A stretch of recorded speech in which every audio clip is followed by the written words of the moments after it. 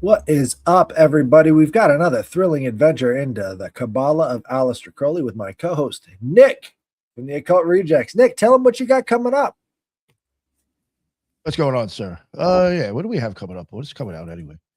Coming up for people who listen on audio. We got Taoism with Master Gong Song. Then we got we got me on a guest show on Beneath the Bloom, where you get to hear me called White Privilege.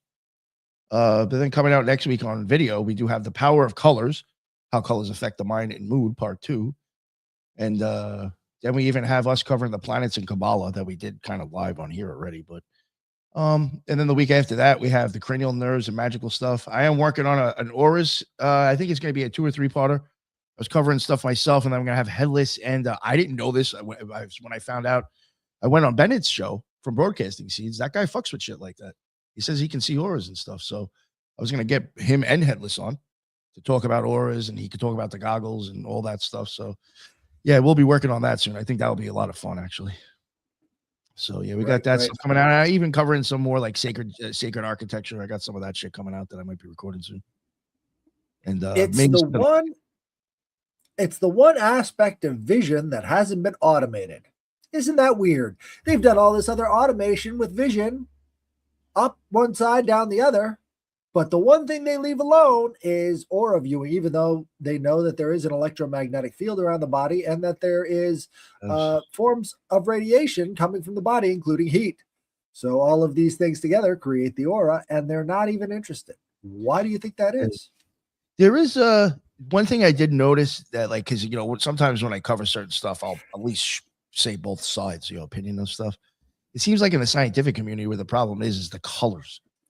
Because they do acknowledge you're going to have, like, there's machines that pick up electromagnetic fields around you. You know what I'm saying? We have machines to pick that up. The shit's real.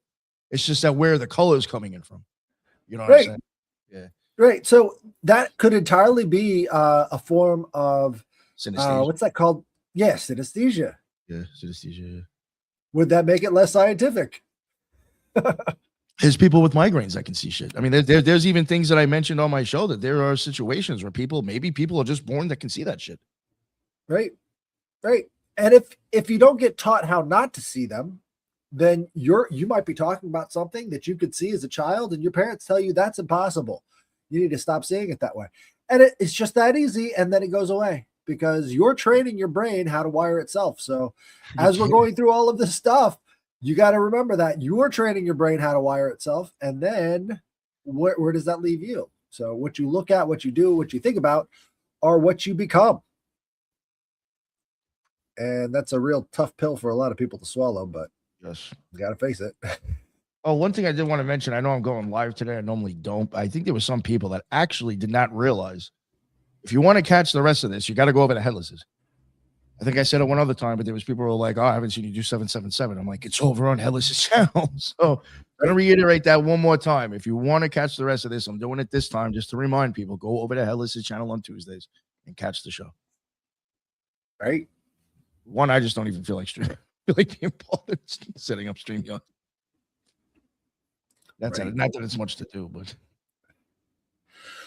Well, that's true, but at the same time, you got to spread it around. People got to. That's what I'm saying. Yeah, I got my own shit that's coming out. I'd rather just Right. 671 on page. This is 52 of the digital copy. Right. 36 according to the book, but who knows what it is according to these different versions. 671. Yeah. Torah, the law. Thora, the gate. Athor, the lady of the path of Dalet. Athor. Does that sound like Hathor? Yeah, love me some Hathor. Right. The lady of the path of Dalet. Orbs, right? If we were to talk about which Hathor are they talking about? Are we talking about the Egyptian Hathor, or are we going to talk about the UFO Hathor? Which is I was just, if you didn't say it, I said, oh yeah, I was going to say, are we going to talk about Bledsoe's Hathor? Right. Also, Aleph, Dalet, Nun, Ivid, Adonai, C spelt in full, 65. This is an important number that marks the identity of the Aogaides. I'm not sure what that one is. Yeah. With the way itself. I am the way, the truth, the life. So, sort of a Tao or a tarot, and shows the tarot as a key, and that the law itself is nothing else than this. For this reason, the outer college of the AA, the Astrum Argentum, is crowned by this knowledge and conversation of the holy guardian angel. So 671 is really important for their HGA ritual for some reason. 741, that's a big jump. Yeah. Amthish or Amts. The ritual of the neophyte. See Liber 8. Let me see. No, I'm on 741. AMN, counting the N as final, is 700, the supreme name, capitalized N, of the concealed one. The dogma is that the highest is but the four elements, that there is nothing beyond these, beyond tetragrammaton. This dogma is most admirably portrayed by the Lord Dunsany in the tale called The Wanderings of Sean. Never heard of that one. No, neither have I. It's funny. You'll see a lot of references in this that a lot of other people will reference, a lot of other authors. But when there are no other references, that brings up suspicion to me. Is the author playing games with me, or is somebody else not picking up what he's putting down? Yeah. 777. Vitae Supra, the life supreme. 777. Is that why they put it inside the what do you call them? Casino machines? 777. It's the life that's good. Those symbols inside the casino really sort of tip me off that there's something else going on there. I think that. Sure. No, I thought that too. Right? Yeah. Like cherries. Why are you using cherries? Why not strawberries? Why not some other form of berry? No, it's got to be cherries, right? And then they've got the bar, or jackpot. You know, all of these other symbols are kind of bar. Yeah, what the hell does bar even mean, right? Yeah, right. I've thought of that. Like, who picked those random shits? Right. 800 QSHTH, the rainbow. I don't know what the SH and the TH are supposed to mean close together. Qst. Yeah.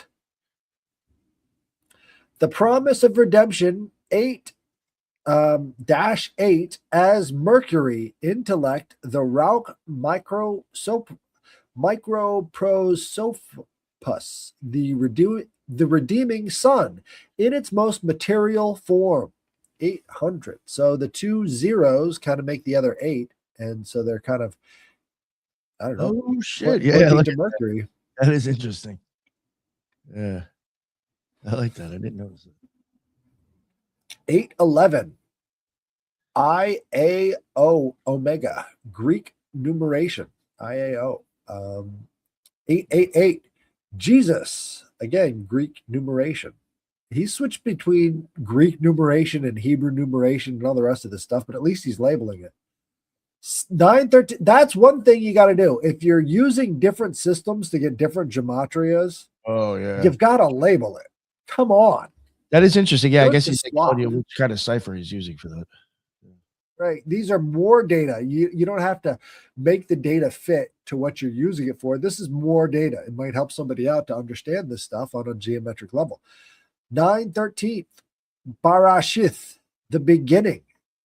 Note, see on Genesis, a note on Genesis. The list will enable the student to follow most of the argument of the dogmatic Kabbalah, right? So Barashith is their big sort of theory when it comes to gematria in the Bible. It is useful for him to go through the arguments by which one can prove that any given number is the supreme. It is the case that the many being but veils of the one, and the course of argument leads one to knowledge and worship of each number in turn. For example, thesis, the number 9 is the highest and worthiest of the numbers. Shulian. The number 9 is sacred and attains the summits of philosophy. Zoroaster. Shulian, sort of a B. 9 is the best symbol of the unchangeable. 1, since by whatever number it is multiplied, the sum of the figures is always 9, e.g., 9 times 4, 8, 7 equals 4, 3, 8, 3. All together makes 9. 4 plus 3 plus 8 plus 3 equals 18. 1 plus 8 equals 9. As well, right? Right. Yeah. It's one of the immutable laws of 9. When it's multiplied by anything, you're going to get 9.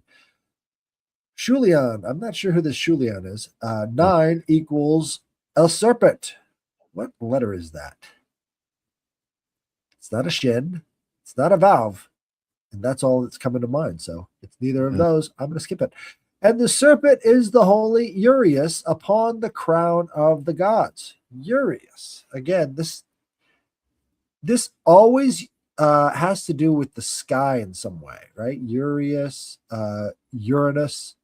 There was a female, one of the muses is named after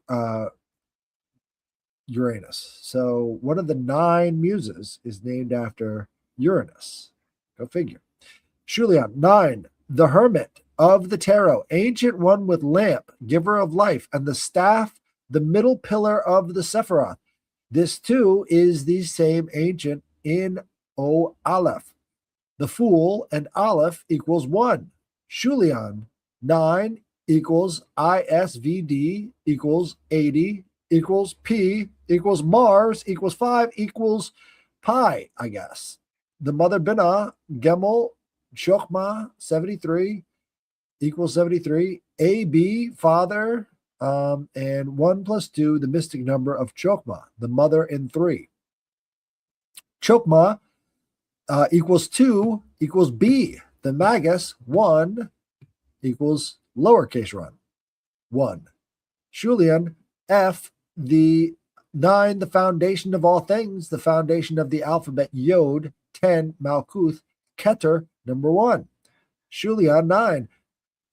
So I guess he's giving all of these proofs for why he believes this number is the highest.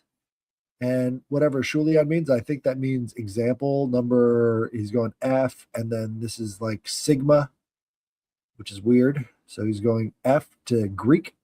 Anyways. The Wheel of Fortune, K equals 20, double X, the Last Judgment. Again, the Judgment card is number 20. SH equals 300, equals 30, equals L, equals Justice. VII, 8, equals 8, equals CH, the Chariot, equals 7, equals Z, the Lovers. So I guess he's just showing that all of these things equal each other, and therefore all numbers are one number, which is why he's holding up 9 as that example of that thing, because it brings everything back to the beginning. Luna equals that G. Word does mean commentary, just real quick. That word Sholion does mean commentary or annotation, like you were saying. I just just let you know. Got it. I think you know what I think it specifies Greek. Was that what it was? Oh no, in British English. Sorry. There are Greek letters in here. Like he's got right here. That's the phi, right? Yeah. And that would be the H sound, which I forgot what it was called. Stupid. All right. Shulian, theta would be indigo, lead, Saturn equals 3 as before. There are many other lines of argument. This form of reasoning reminds one of the riddle, why is a story like a ghost? Answer, a story's a tale, a tale's a brush is a broom, and a broom is a carriage, and a carriage is a gig, and a gig is a trap, and a trap is a snare, and a snare is a jinn, and a jinn is a spirit, and a spirit is a ghost. Boom. Man. That's funny. But our identities are not thus false. Meditation reveals their truth. Further, I shall explain fully later, 9 is not equal to 1. For the neophyte, these equivalences are dogmatic and only true by favor of him in whom all is truth. In practice, each equivalent is a magical operation to be carried out by the aspirant. All right. You want me to take over? Yeah. All right. This is part 2. I think after this, I'll be totally honest. I mean, I think all this stuff is important, but I think it'll probably go a lot smoother and maybe make more sense at this part, but the next part when we start getting into the associations. But this is part 2, right before I think we get to that stuff. Part 2, the universe as we seek to make it. In the first part, we have seen all numbers as veils of the one, emanations of and therefore corruptions of the one. It is the universe as we know it, the static universe. Now the aspirant to magic is displeased with his state of things. He finds himself but a creature, the farthest removed from the creator, a number so complex and involved that he can scarcely imagine, much less dare to hope for its reduction to the one. The numbers useful to him, therefore, will be those which are subversive of the state, subversive of this state of sorrow. So the number 2 represents to him the magus, the great magician Mayan who has created the illusion of Maya, as seen in the second Aether. And considering himself as the ego who posits the non-ego, he hates this magus. It is only the beginner who regards this magus as the wonder worker, as the thing he wants to be. For the adept, such little consolation as he may win is rather to be found by regarding the magus as B equals Mercury equals 8 equals CH equals 418 equals abrahadabra, the great word, the word of double power in the voice of the master, which unites the 5 and the 6, the rose and the cross, the circle and square. And also, B is the path from Binah to Kether, but that is only important for him who is already in Binah, the master of the temple. He finds no satisfaction in contemplating the tree of life and the orderly arrangement of the numbers. Rather does he enjoy the Kabbalah as a means of juggling with these numbers. He can leave nothing undisturbed. He's the anarchist of philosophy. He refuses to acquiesce in merely formal proofs of the excellence of things. He doth all things well. Where the world understood ye would see it was good. Whatever is right, and so on. To him, the contrary, whatever is wrong. It is part of the painful duty of the master of the temple to understand everything. Only he could excuse the apparent cruelty and fatuity of things. He is of the supernals. He sees things from above, yet having come from below, he can sympathize with all. And he does not expect the neophyte to share his views. Indeed, they are not true to a neophyte. The silliness of the new thought zanies is passionately affirming. I am healthy, I am opulent, I am well dressed, I am happy, when in truth they are poor and miserable and blind and naked. Is not a philosophical but a practical silliness. Nothing exists, says the Magister Templi, but perfection. True, yet their consciousness is imperfect. Ergo, it does not exist. For the MT, I assume he's saying Magister Templi again. This is so. He has canceled out the complexities of the mathematical expression called existence, and the answer is 0. But for the beginner, his pain and another's joy do not balance. His pain hurts him, and his brother may go hang. The Magister Templi too understands why 0 must plunge through all finite numbers to express itself. Why it must write itself as n instead of 0 or O. What gain there is in such writing. And this understanding will be found expressed in Liber 418, episode of Chaos and His Daughter, and Liber Legis, pages 28 to 30. But it must now, what's funny go ahead, sorry. Is how many times they referenced section 2 in that other section that we just got done reading. Like every other footnote was pointing to this. So this is his big essay, I guess. Yeah. Shit, where was it? Okay. But it must never be forgotten that everyone must begin at the beginning. And in the beginning, the aspirant is a rebel, even though he feel himself to be the most dangerous type of rebel, a king dethroned.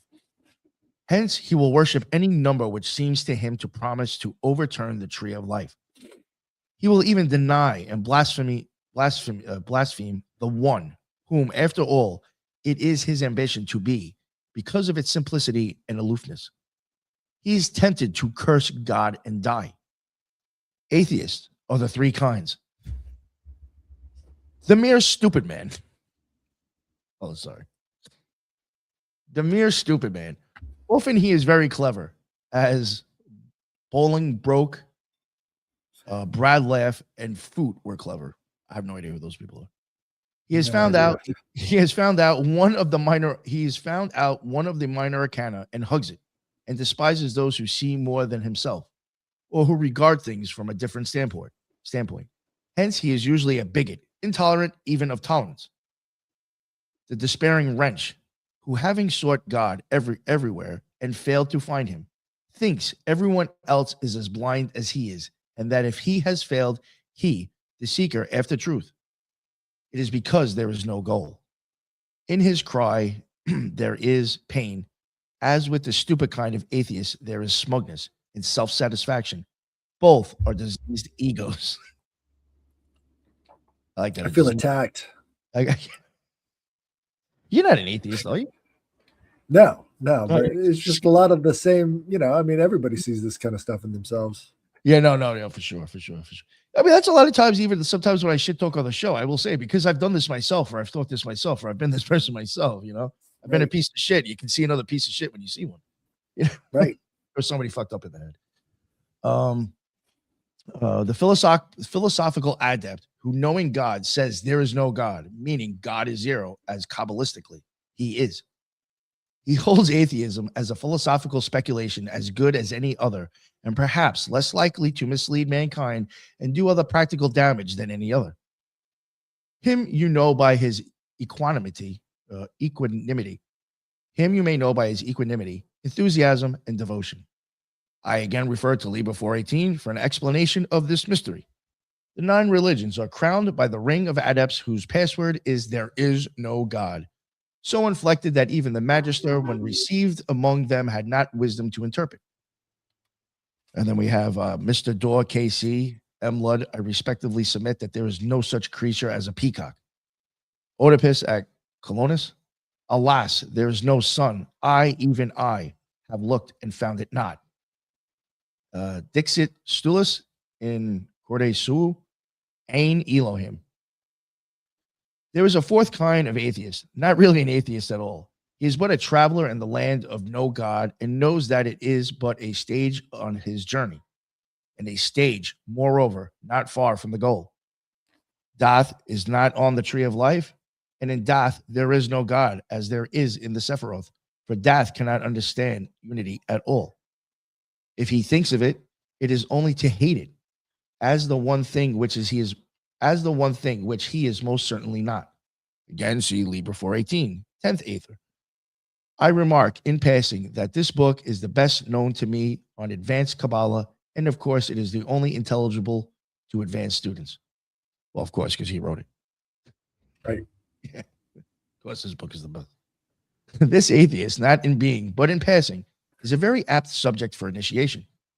He has done with the illusions of dogma. From a knight of the royal mystery, he has risen to understand with the members of the sovereign sanctity that all is symbolic. All, if you will, the jugglery of the magician. He is tired of theories and systems of theology and all such toys, and being weary and unhungered and athirst, seeks a seat at the table of adepts, and a portion of the bread of spiritual experience, and a draught of the wine of ecstasy. It is then thoroughly understood that the aspirant is seeking to solve the great problem, and he may conceive, as various schools of adepts in the ages have conceived, this problem in 3 main forms. All right, 1, I am God. I wish to become God. This is the Hindu conception. No, I am not God. Oh, sorry, my bad. Yeah, I am not God. I wish to become God. This is the Hindu conception. I am Malkuth. I wish to become Kether. This is the Kabbalistic equivalent. Number 2, I am a fallen creature. I wish to be redeemed. This is the Christian conception. I am Malkuth, the fallen daughter. I wish to be set upon the throne of Binah, my supernal mother. This is the Kabbalistic equivalent. I am the finite square. I wish to be one with the infinite circle. This is the unsecretarian conception. I am the cross of extension. I wish to be with the infinite rose. This is the Kabbalistic equivalent. The answer of the adept to the first form of the problem is for the Hindu. Thou art that. See previous chapter, the yogi. For the Kabbalist, Malkuth is in Kether, and Kether is in Malkuth. And that's where I think, like he says that about Pan all the time, too. Or that which is below is like which is above, or simply Yod, the foundation of all the foundation of all letters having the number 10, symbolizing Malkuth. The answer of the adept to the second form of the problem is for the Christian, all the familiar teaching of the Song of Songs and the apocalypse concerning the bride of Christ. For the Kabbalist, it is a long, complex dogma which may be studied in the Zohar and elsewhere. Otherwise, he may simply answer he, the letter alike of mother and daughter in IHVH. See Libra 418 for lengthy disquisitions on the symbolic basics. Of course, his book again. The answer of the adept to the third form of the problem is given by, which one is that again? That doesn't look like a Hebrew letter at all. It looks like 2 circles, maybe a 7 next to a 7, back to back. I don't know. Yeah, implying that like a misprint. Yeah, or it looked like it might have been something that got filled into. Implying that there's a bunch of them. There's a bunch of misprints on this side, so this is a pretty faulty version, I'd say. For the Kabbalist, it is usually symbolized by rosy cross or by such formulae as 5 = 6. That's even I find interesting about that. That's even Ike had said that would be the degree in the Golden Dawn that you would start kind of using the hexagram. So the hexagram. Right. That they concealed a word answering this problem is also true. My discovery of this word is the main subject of this article. All the foregoing exposition has been intended to show why I sought a word to fulfill the conditions and by what standards of truth I could measure things. All right. You think I should read that start part, that asterisk? Yeah, sure. Yeah, I can do it. All right, if you want to. Yeah, go for it. It's about Christian teaching. Right. This Christian teaching is not Kabbalistic equivalent. It is incomplete. The bride, the soul, is united, though only by marriage, with the Son, who then presents her to the Father and Mother, or Holy Spirit. These 4 then complete tetragrammaton, but the bride is never united to the Father. In this scheme, the soul can never do more than touch Tifereth, and so receive the ray from Chokhmah, whereas even St. John makes by his Son say, I and my Father are one, and we all agree that in philosophy there can never be, in truth, more than one. This Christian dogma says never that less than 4. Hence, its bondage to law and its most imperfect comprehension of any true mystic teaching, and thence the difficulty of using its symbols. So he's talking about how they don't really even consider Binah to be, a goal or a destination, because all they can think about is Tifereth, which is like their conception of heaven and everything else. I see what he's saying about that. You would never go any farther because you just don't even think of it that way.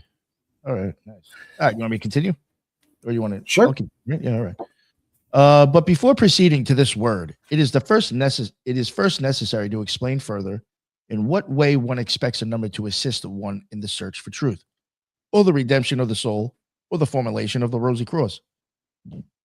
I am supposing that the reader is sufficiently acquainted with the method of reading a name by its attributions to understand how, once a message is received and accredited, it may be interpreted. See, that's like even there, like he's already kind of telling you, like at this point, he's expecting you to know what the fuck this shit's about. Right.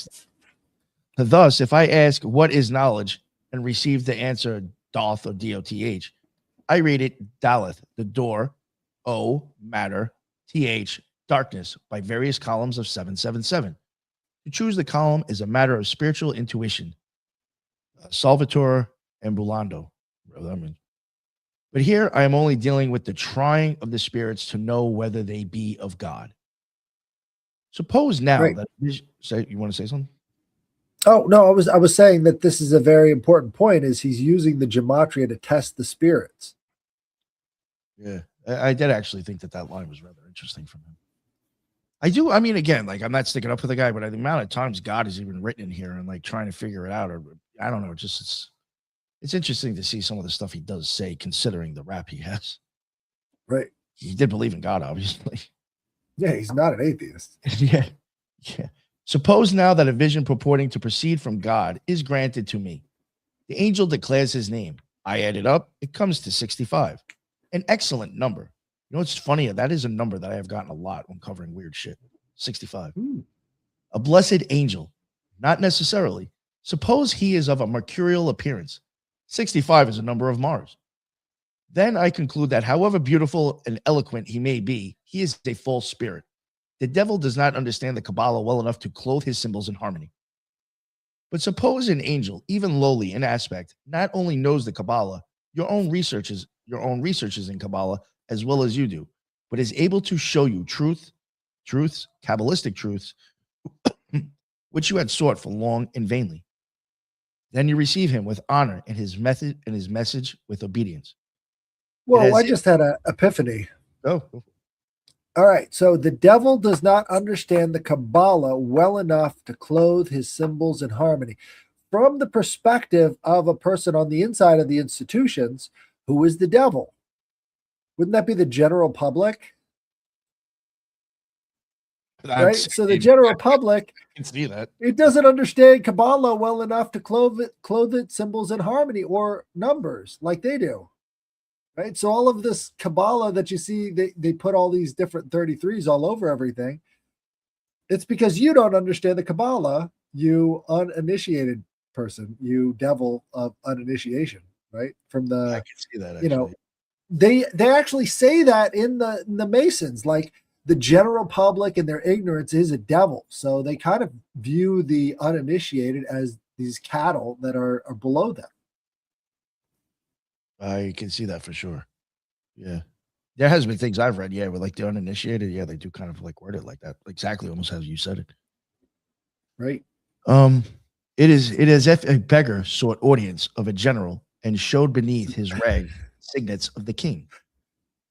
Here he goes again. That's sort of like an indicator of like this hierarchy, right? Yeah. When an Indian servant shows me chits, CHITS, signed by Colonel this and Captain that, written in ill-spelt Babu English, one knows what to do. On the contrary, the man who has lost rose and broke the stem of his wineglass at the regimental toast, all knew him for one of their own.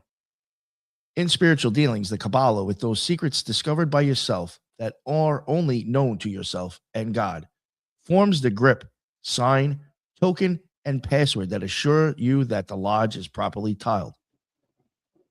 That's interesting. Yeah, I wonder if there was like, makes me think about my initiations, because they give you like a sign and a password and a grip. I'm wondering if there was any like numerological shit going on I didn't even pick up or remember. All of your fingers are digits. That is true. Yeah, that is true. You do a lot of shit with your hands. Yeah, that was like, remember I was telling you that was like one of the initiations is when like you put the thumb against your fucking pineal gland. Remember I was saying that? 1 through 10. Like, you've got the Kabbalah on your fingers. Yeah. It is consequently of the very last importance that these final secrets should be disclosed. And it must be remembered that an obsession, even momentary, might place a lying spirit in possession of the secrets of your grade. Probably it was in this manner that Dee and Kelly were so often deceived. A reference to this little dictionary of numbers will show that 1, 3, 5, 7, 12, 13, Jesus Christ, 17, 21, 22, 26, 32, 37, 45, 52, 65, 67, 73, 78, 91, 111, 120, 207, 231, 270, 300, 326. We're almost there. 358, 361, 370, 401, 406, 434, 474, 666, 671, 741, 913 were, for me, numbers of peculiar importance and sanctity. Most of them are venerable, referring to or harmonious with the one. Only a few, etc. 120, refer to the means. There are many others, any others just as good, but not for me. God, in dealing with me, would show me the signs which I should have intelligence enough to understand. It is a condition of all intellectual intercourse. Now, I prefer to formulate the practical problem in this shape. How shall I unite the 5 and the 6, microcosm and macrocosm? And these are the numbers which seem to me to bear upon the problem. 1 is the goal, not the means, too simple to serve a magician's purpose. 2, vide supra. 3, 777. yeah, still too 3, still too simple to work with, especially as 3 equals 1 so easily, but and therefore a great number to venerate and desire. 4, the terrible number of tetragrammaton, the great enemy, the number of the weapons of the evil magician, the dyad made law. 5, the pentagram, symbol of the squaring of the side by virtue of Alhim, Alhim, equals 3.1415. Symbol of the man's will, of the evil. 4 dominated by man's spirit. Also pentagrammaton, Jeheshua, the Savior, hence the beginning of the great work. 6, a hexagram symbol of the macrocosm and microcosm interlaced, and hence of the end of the great work. Pentagram on breast, hexagram on back of probationer's robe. Yet it also symbolizes the Ruach, 214. And so is an evil in via as it is good in termino. 7, a most evil number whose perfection is impossible to attack. Interesting. Why would you put the book 777? Right. Well, I think he means evil as in unworkable. Like you cannot transmute it. It is perfect. Like that's what I keep seeing over and over again is he's cursing the things that are the most difficult to understand or apply. Right. So he's cursing the law because he's had problems with it. Like he's talking about himself in that essay. So, he kind of sees these things as being evil because he despises how it's been used against him. But the great he just go ahead. He just got done talking about how great 9 was, and then in 2 more numbers, he's calling it the most evil thing. Yeah. Because of its stability, though. If you keep reading, so it is interesting. Yeah, how he's complaining actually. 8, the great number of redemption, because CH equals CHITH equals 418. This only develops in importance as my analysis proceeds. A priori, it was of n great importance. 9, most evil, because of its stability. AVB, witchcraft, the false moon of the sorceress. 10, evil, memorial of our sorrow, yet holy as hiding in itself the return to the negative. The great 11, the great magical number, as uniting the antithesis of 5 and 6, etc. AVD, the magic force itself. 12, useless, mere symbol of the goal. 13, helpful, since if we can reduce our formula to 13, it becomes 1 without further trouble. 17, useful, because though it symbolizes 1, it does so under the form of a thunderbolt. Here is a magic disc for me to hurl and win heaven by violence, says the aspirant. Q. Yeah, I mean, it's interesting because, like, if you listen to those fucking ICP dudes, like, it's horrorcore. And they throw around that 7. So, it's kind of interesting. Exactly. Here's a magic disc for me to hurl and win heaven by violence. Yes. And then before you know it, you throw that number 17 around and you got kids living in trailer parks, barely enough fucking money in their pocket to probably eat, worrying about buying their shit fucking clothes and going to their shows where they do half a song lip sync. I tell you, like, I tell you, it was, but once I met that kid, One day I should do a show about that shit. I don't know if people ever realize. As soon as I went to that show, I stopped talking to those motherfuckers and covering that shit. Real upsetting. Never meet your fucking idols. Tell you that much. 26. Accursed, as bad as 4. Only useful when it is a weapon in your hand. Then, if Satan be divided against Satan, etc. Attainable, and so useful. My victory, my power, says the philosophers. 30. The balance. Most useful. 31. LA, the reply to Al, A-L, who is the god of Chesed. One thing I do think, I don't know if it was done on purpose, but I swear there are people who will wear that LA hat ups, you know how they do the upside down, the AL. Swear to God, some people do use that for this. The passionate denial of God, useful when other methods fail. 32, admirable in spite of its perfection, because it is the perfection which all from 1 to 10 and Aleph to Tau share. Also connects with 6 through AHIHVH. 37, man's crown.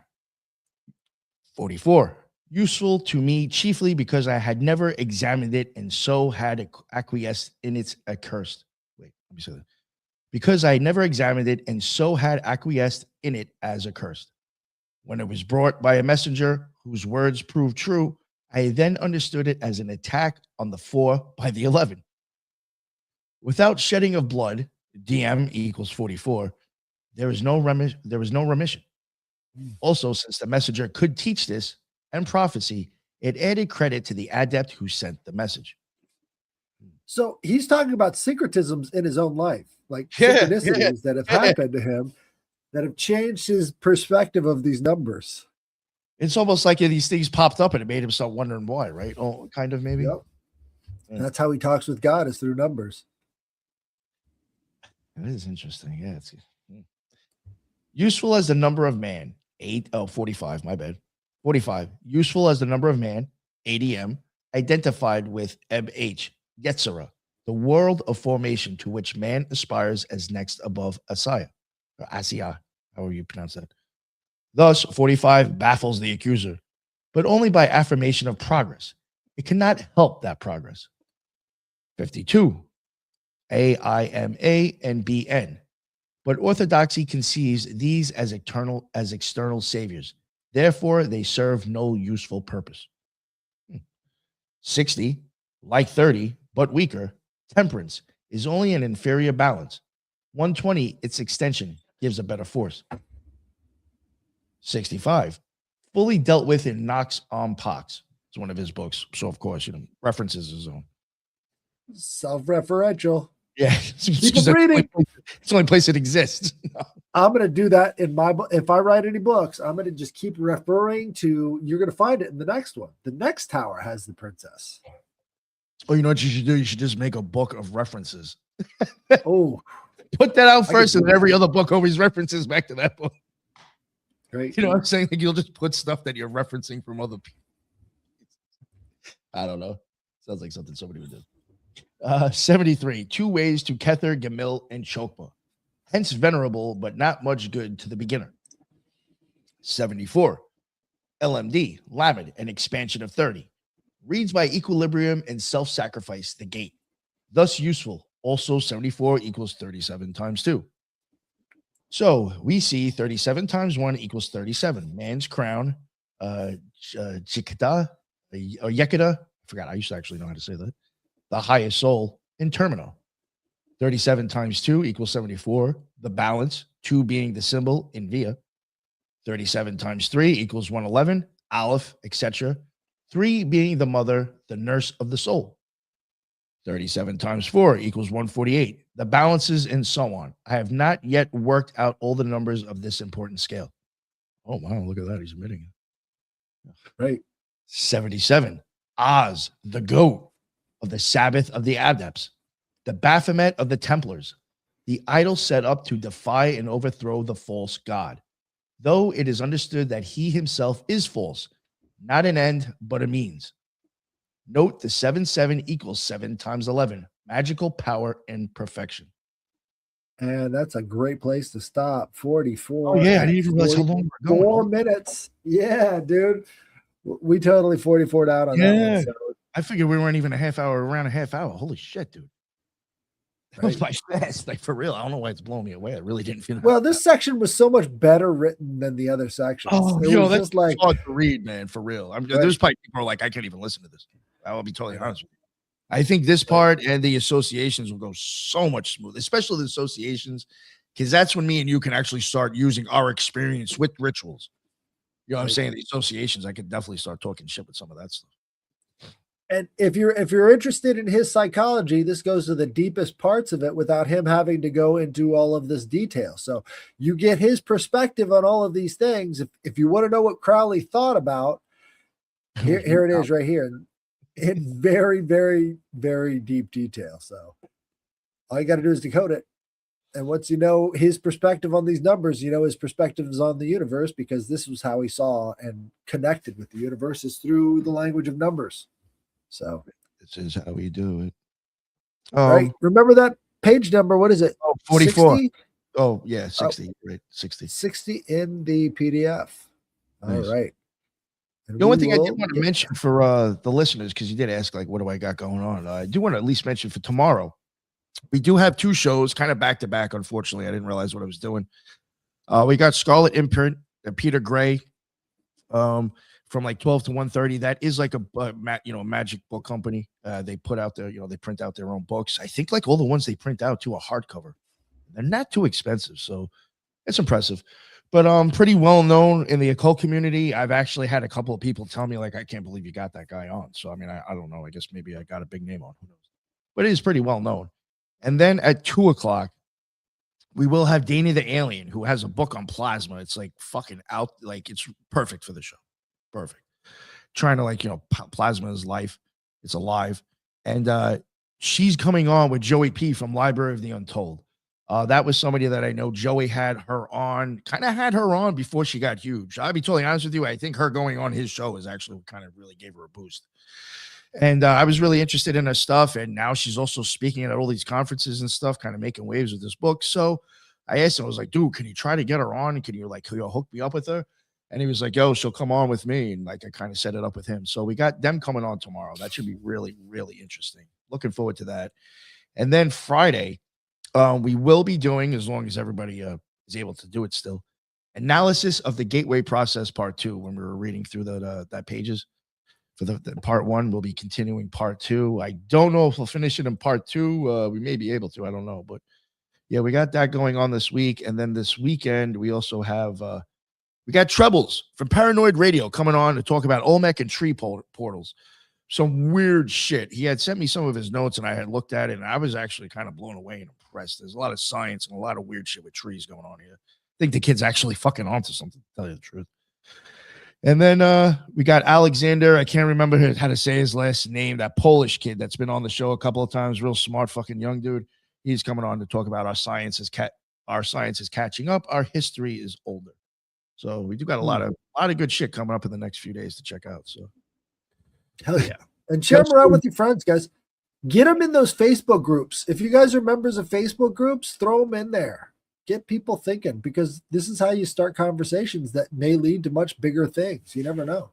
Yeah, if people are in any Facebook groups or cult Facebook groups, if you don't mind, throw our stuff up in there, because believe it or not, a lot of those groups, they won't let you post your own shit.